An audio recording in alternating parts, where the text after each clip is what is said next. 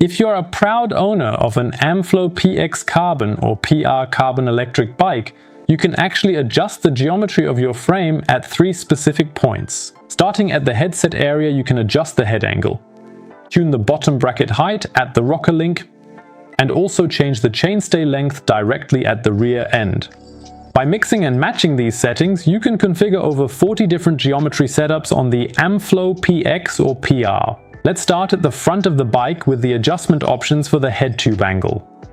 In total, there are 5 different angle settings available, which you can adjust using a range of adapters. These are all determined by different headset cups. By default, this is 64.2 degrees with the neutral 0-degree insert installed at the factory. You'll find 2 additional inserts included with your bike. These are marked as 0.5 degrees and 1 degree. Depending on how you choose to insert the cups, you can easily slacken the angle by that specific value or even make it steeper. To do this, you first need to remove the fork, starting by taking off the front wheel and securing the brake. Then remove the brake levers and the front light from your Amflow. Next, loosen the top cap and the stem and remove them along with the spacers from your steerer tube. Next, take out the headset and the bearings underneath it as well. Then, you can replace the bearing cup underneath with the one you prefer. You can treat the new cup to some assembly grease to protect it from corrosion in the long run. By rotating the cup 180 degrees, you can quickly switch between steepening and slackening the angle. After that, reinstall the fork in the reverse order. Pay attention to the printed Newton meter specifications.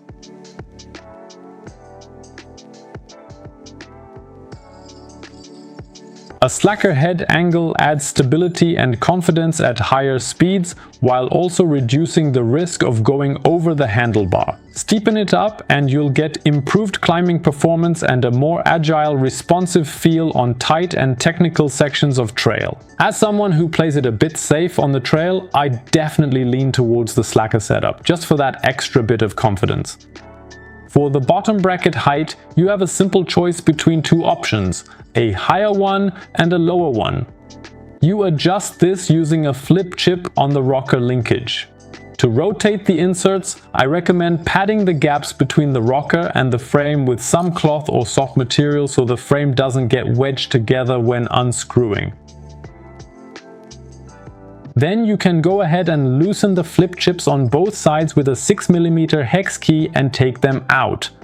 Now you turn them 180 degrees to adjust the bottom bracket height. Once both chips are in position, secure them again with the 6mm hex key and 20 Newton meters of torque. From the factory, our bottom bracket was set to the high position. This provides more ground clearance, whereas the lower position ensures a lower center of gravity and thus better traction off-road and in corners. Personally, I would leave it at the high factory setting. I just like it a bit better off-road and I feel a bit safer when things get a little rougher. Now, as a third option, you can adjust the length of your chainstay in 4 different ways. There's also a flip chip in the rear triangle for this, which you can rotate 180 degrees.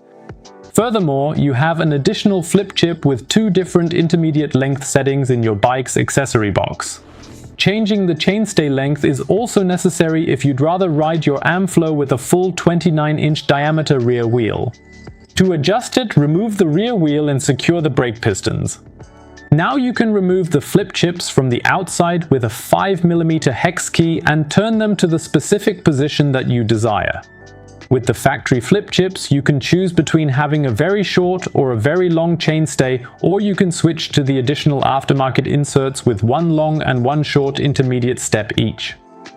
Make sure you also rotate the threaded component on the back and replace the unit whenever it is necessary. Also, please make sure you have the same chainstay length set on both sides. Then just tighten everything to 15 Newton meters and you're almost done. Because at this stage you only need to adjust your drivetrain to suit the new length. To do this, put the rear wheel back in and tighten everything up. First, turn the bike on and shift into the gear marked in red. That is usually going to be gear number 7.